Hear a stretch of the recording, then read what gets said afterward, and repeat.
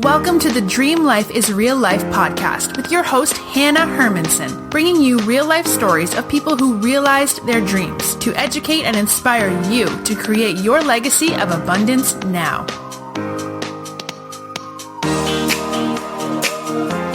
We're back, and today we are hanging out with Erin Wathen. Erin is a holistic coach, food-based counselor, or food abuse counselor, and the inspiring author of Why Can't I Stick to My Diet? How to End the Food Drama. Her philosophy, simply put, health isn't a number on the scale or how often we exercise, but our lives as a whole. Several years ago, Erin was not at peace with her body, despite her wealth of knowledge on diet and exercise. She was always on a diet and yet never reached her goal weight. As a graduate of the Institute of Integrative Nutrition and a food addiction counselor, Erin was well-versed in the science behind health. As a certified spin instructor, Vinyasa Yoga teacher, me too, and Classical Pilates instructor, she understood the mechanics of health and fitness as well. Through a lot of trial and error, Erin found true nutrition to be the missing piece of the puzzle.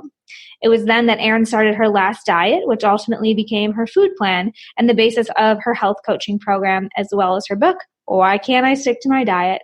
The book is currently available online at Amazon and bookstores everywhere. Welcome, Erin.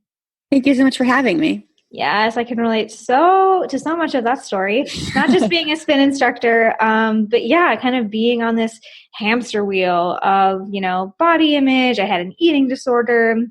And so I'm excited today to dig into, what that lifestyle that you came to find with all this expertise.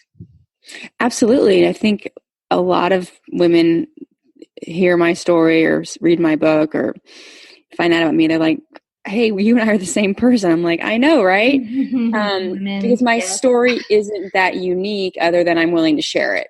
And when I was willing to be like, yeah, this is the ugly part that I was doing. And this is exactly, the embarrassing things I used to do and the shame I felt. Yeah, it wasn't illegal. Yeah, I wasn't quote unquote fat, but I still was uncomfortable all the time in my own skin. Yeah. And I would, do things like be sick as a dog, but not go to the doctor in case they wanted to weigh me. Like that's insanity. But at the time, it made complete sense. Yeah. Yeah. But I think for a lot of us that start this that have this struggle, it starts when we're teenagers. Mm-hmm. It starts young. And I kept thinking it would go away, when I got married, when I hit 30, when I had babies, and it kept not going away. Yeah. You don't age out of it. Mm-hmm. You don't fall in love and it goes away. You don't, buy the house or have the degree or whatever, unless you really figure out like, why am I eating when I'm not hungry? Right. Why am I overeating? Like, why do I have secret stashes of food in, my car or whatever? Mm-hmm. So until you're willing to go there, it's not just going to fade off. Right. Unfortunately. Right. Yeah. So let me just put this bluntly, because I think you're already kind of getting to an answer here, but is there any point in trying to lose weight?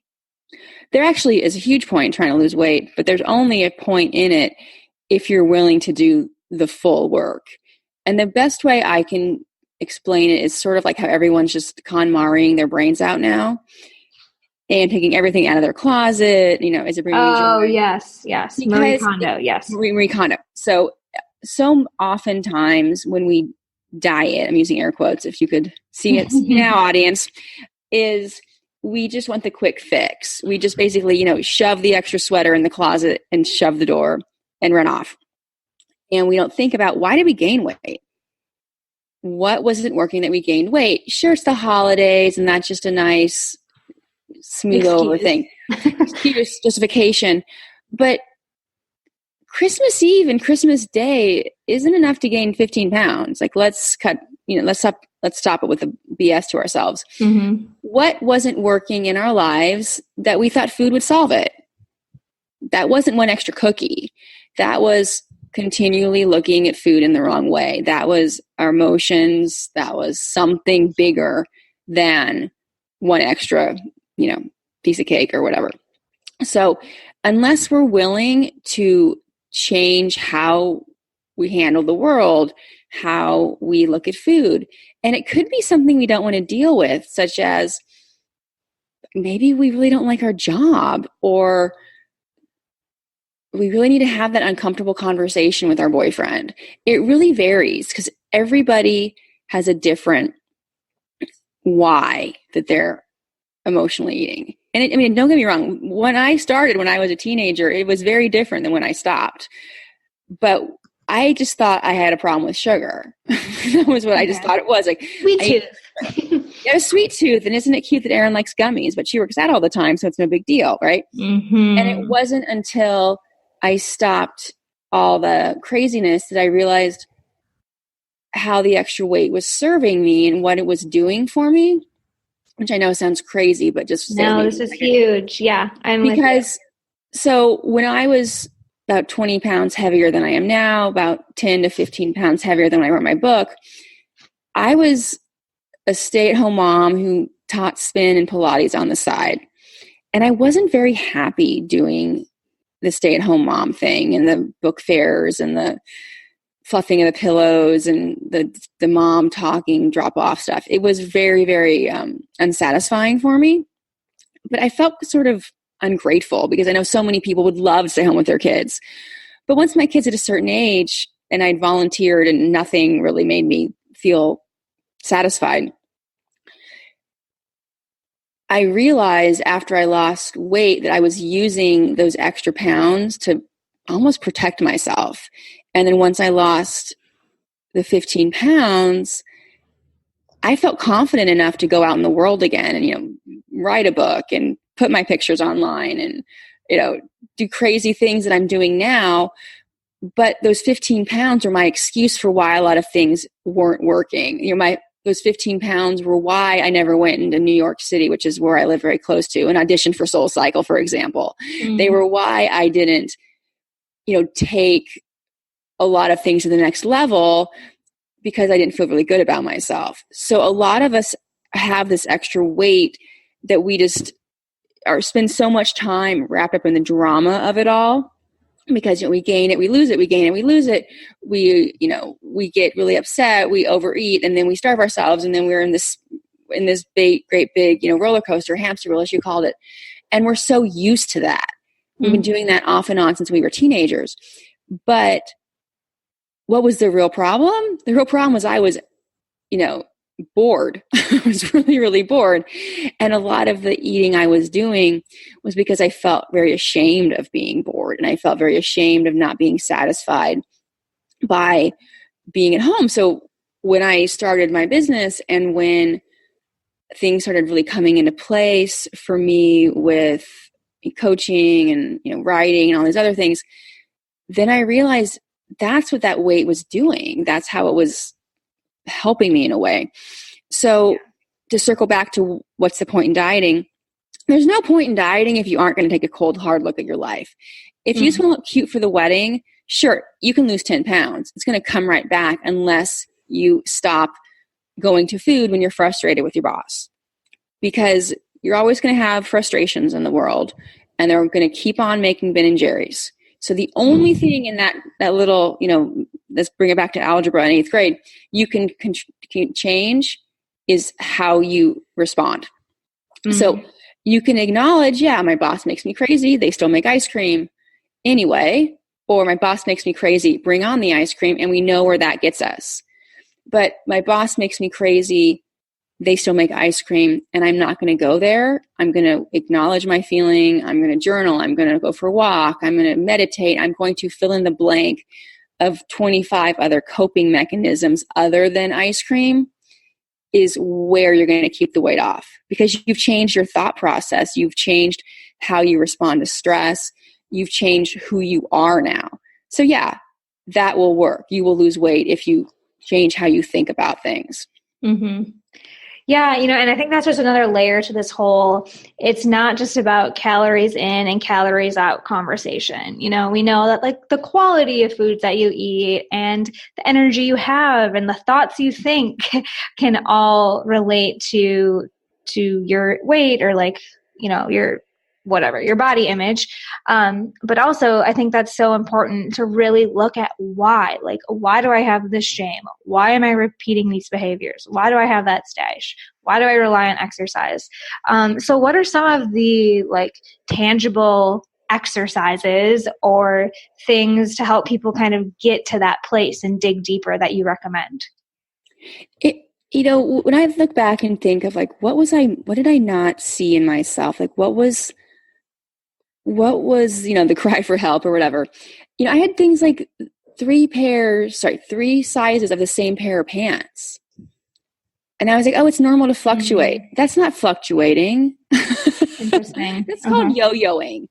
So if your weight is up and down the scale, more than 2 pounds in either direction, that's not your period, ladies. Sorry. That kind of thing. If you always diet in January, if you always freak out before you have to wear a bathing suit, if you have secret eating habits that you would not want someone else to see, because that was a big one for me, is my husband worked all the time when my kids were little. And as soon as they went to bed, I felt like I could just, just exhale and breathe. And that was like when all the food came out. Mm-hmm. If he came home early from a meeting, I'd hear the garage and like panic. Okay, that's a sign. Problem. Been there. So I think anything you'd be embarrassed if someone walked in on you. And by the way, he didn't care if I was eating ice cream. Right. I cared if he saw me eating ice cream. So that's the problem. Anything where you would be really, really emotional if someone saw you doing something about food, that's a problem. Because some people like get very, very panicky about, if someone sees them eating bread or pizza or whatever it is. If you have an extreme emotion attached to food, let's explore that. Because ideally what I get my clients to is, I've said, food neutral. Like I don't live for food anymore. I don't get excited about food. I'm also not scared of it. And if someone says, where do you want to go to eat? Because I know you're so picky, Erin. I'm like, well, first of all, I'm not picky. I just, at my house, I don't have like crazy stuff. But I've figured out a way to eat that's sustainable no matter where I go in the world. Like I went to Asia for a month and didn't gain any weight because I figured out how I need to eat all the time, no matter where I am. So being food neutral is very freeing, because I remember being on diets where I had prepackaged food and I had little Tupperware dishes. That's not living. That's torture. Mm-hmm. So not getting emotional about food is so great, just to have that like mental clarity and not remembering what I ate for lunch yesterday, because it's not haunting me today. Mm-hmm. Yeah, absolutely. I think, that first just noticing where does the shame come up? What are you hiding? What are the patterns? What's like the emotional charge? What is that around? And then being able to kind of explore that further, I think is a really great starting point. And something that's coming to mind for me as you're talking about, being adaptable and being able to eat and not feel super emotional about it. One of the things, as I mentioned, I've had an eating disorder. And so much of this is resonating on my sort of recovery journey. Yet something that I still struggle with, and you're sort of speaking to, is moderation. Yeah.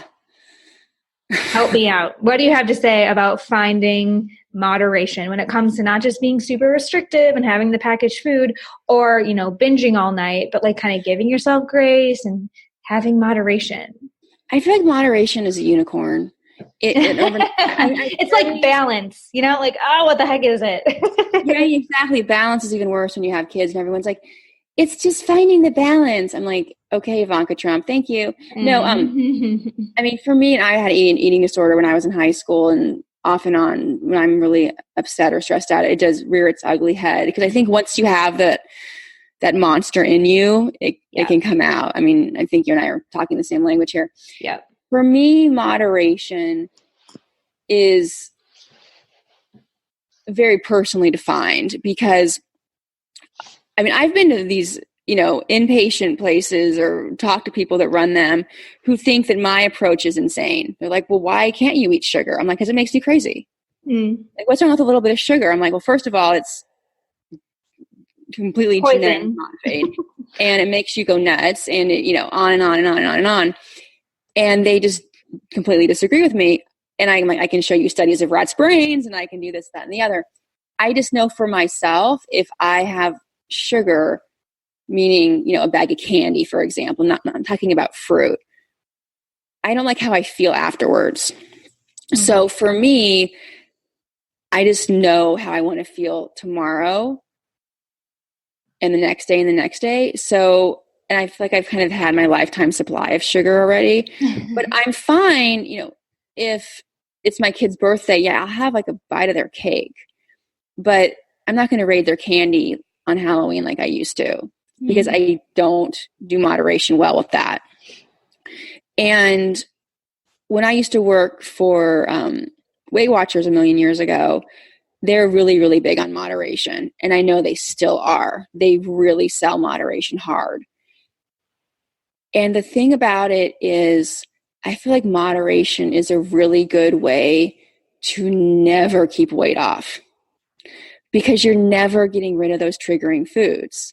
You're always keeping them in your life, and you're never giving your body a chance to not have, a lot of sugar, a lot of carbs, whatever. And the thing about it is, people sometimes like, you're going to take away my sugar. I'm like, you know what? If you decide in 12 weeks when we're done that you don't like my approach, they're still going to sell you sugar. I guarantee it. It's still going to be in stores. They're not going to decide you don't get it anymore. But I think with moderation, it's like the holy grail. Like, everyone thinks, I want to be normal. I want to be a normal eater. And my answer to that is always, are you a normal person? Are you an average person? Because average means you live in an average house, drive an average car, and you're average happy. So it's like, most of us don't want an average life. So is average meaning you have a big piece of cake, a little piece of cake? And who decides who average is when it comes to food anyway? I mean, we could talk serving sizes all day long. But with moderation, especially for those of us who have had a very hard time with eating disorders or body dysmorphia or any of that, it's very hard to find moderation, because it's either all of it or none of it. And for me, I just, there's so many foods that I know I don't like how I feel afterwards. And that's what I really hold on to. Not that I can't have it. I don't do that sort of mind game stuff to myself anymore, because I know that's just a really bad way to be. Is I don't like how I feel afterwards. I don't like how I feel afterwards when I steal all my kids' candy. I don't like how I feel afterwards when I eat a tub of frosting. I don't like how I feel afterwards physically, emotionally, and mentally when I eat, 2 pounds of gummy bears. So that is why I don't eat them in moderation. Interesting. Yeah, that's a really interesting perspective. And I think you have to have the strength in your brain power to recognize that that is a conscious decision, a choice you're making, as opposed to a restriction or a deprivation. So I appreciate that food for thought.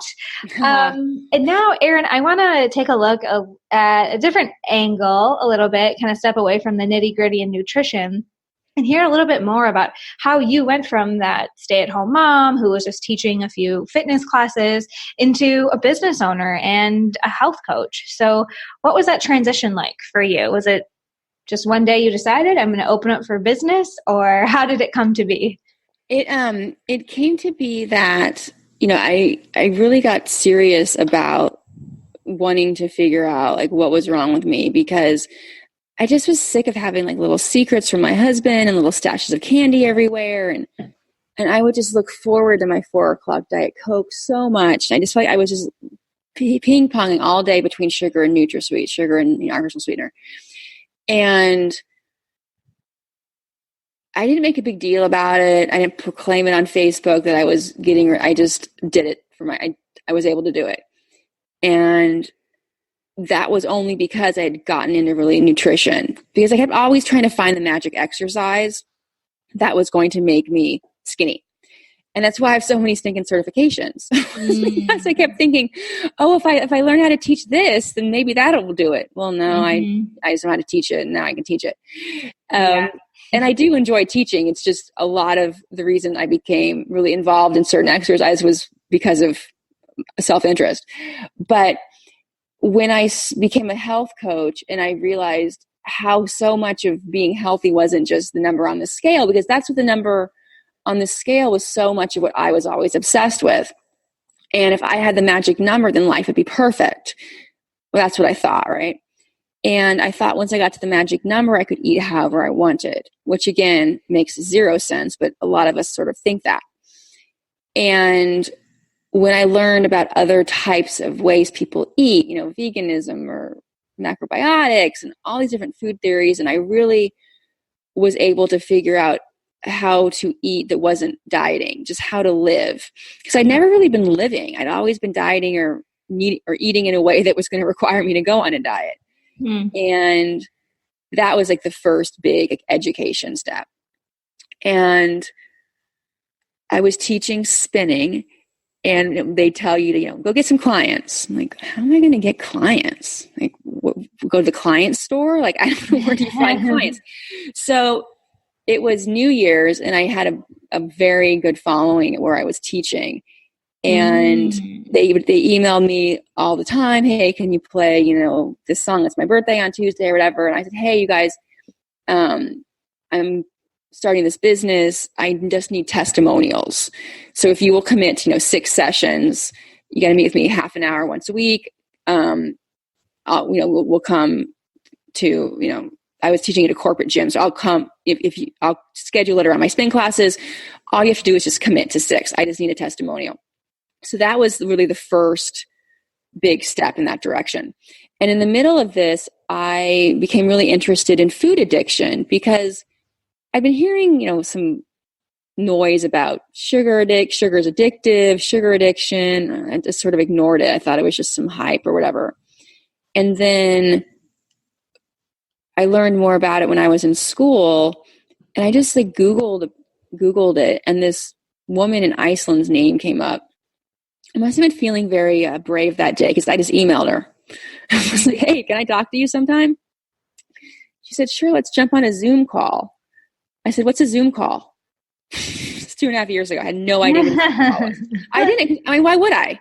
Like, I had no reason to know what one was. I was, you know, doing bake sales and that kind of thing. And she sent me a link, and then I realized it was like Skype, only not for old people. And so she was just telling me about food addiction and how she's dealing with like all these doctors and helping people that, you know, would normally get gastric bypass, but they have a 12-step approach and on and on and on. And she had just started a certification program. And it was 3 weeks into like a 17-week program. And she said, you went to grad school, right? And I said, yeah. And she said, well, if you can catch up, you can be in my program. And I said, okay. But I had to do a month's worth of work in a week, get my transcripts. There was a recommendation. I mean, it was insanity. But I felt like that was such a sign from the universe. You know, I just call this random woman. She makes time for me. She invites me because she thinks I seem like I'd be a good asset. And then I get in this class, and it's full of like doctors and registered dietitians. And level really up, girlfriend. Totally. But I mean, it was talk like trial by fire. Yeah. And people that were, you know, psychiatrists, and like I didn't even know enough to know what I didn't know those first couple of weeks. People that work for, you know, the health department in Canada, and just the real deal. And there I was. And they called me the Pilates teacher for the first month. I'm like, I have a name. They eventually realized to take me seriously. But that was really fascinating too, because I didn't realize that food addiction is accepted all over the world. In America, people think it's crazy town. But in Canada, you can go to a 1-month food rehab, basically, and the government will pay for it. That's how accepted it is in Canada. Yeah, that place. In parts of the Middle East, it's completely understood to be real. In America, I mean, sure, we could talk about the food lobbyists or whatever. It is not seen in the same way. Mm-hmm. So that was the next step. And then I really wanted a way to share what I had learned. And I remember when 50 Shades of Grey was really popular. Oh, yes. And oh, yeah, right. And women would read things on their e-reader they wouldn't necessarily read in a paperback. Yes. So my thought was, if I could get this information, I mean, yeah, people still buy books, but if I could get it on a Kindle, on an iPad, on your phone, women would read it, because it's really a book for women. I mean, men buy it, but mostly women. Yeah, but that's a genius way to help us break the stigma and get the information out there. So that's why I wanted to write a book, because I could blog about it. Yeah, I could have one-on-one clients, which is, I mean, very effective. But as far as getting it out there, that like, look, ladies, it's not your fault. The food is junky. But also, why are you eating when you're not hungry? Because you need both. You need to get rid of the food, and you need to do the internal work. Yeah. So that's how I ended up writing my book. Wow. Yeah, that makes so much sense. And I love the courage and the stick with itness that you had, because I do the same thing where I'll get into a room or a course with people who I'm like, oh my God, I do not belong here. They're all smarter and better and faster and all these things than me. And if you have the stick with itness, you quickly find like, but I've been like living with this for my whole life, so I am an expert. And you know, that really beats down that imposter syndrome so often, is to just stick with it and own your story, like you said at the beginning. So we are going to transition into a little bit of a pop quiz. Uh-oh. Are you ready? If you did 1 month and 1 week, you can do this. Okay. All right. I did not know there was going to be a final. All right. Just 3 last questions. Okay, cool. And the first one is, what is one thing listeners can do today to get closer to their dream life? Drink more water. Good one. I like it. Question number 2 is, if you could give all of the listeners a gift, maybe it was some sort of tangible resource that helped you or changed your life, what would you hand all of the listeners?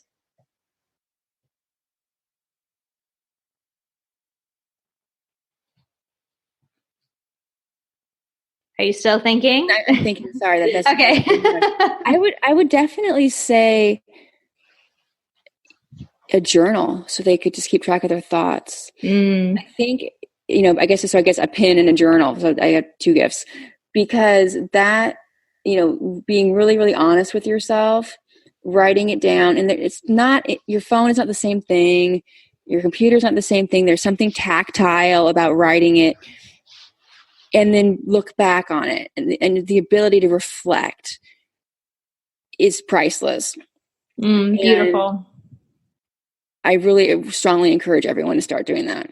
Yes. Very good. The last question, Erin, is where can people stay connected with you and learn more about what you do and get your book? My book is on Amazon. It's also in bookstores and barnesandnoble.com. And my website and my social handles are all the same thing. And it's Erin Wathen Wellness, one word. Wathen, right? Yes, Wathen. Awesome. Well, Erin, I so appreciate your vulnerability, your honesty, and sharing your time and expertise with us today. Thank you so much for inviting me. It was fun. Yeah. Well, folks, I will be back next week, you know it, with another inspiring guest to help you make your dream life your real life. You've been learning how to make your dream life your real life with Hanna Hermanson. To get the resources mentioned on today's show and to listen to past episodes, visit www.dreamlifeisreallife.com.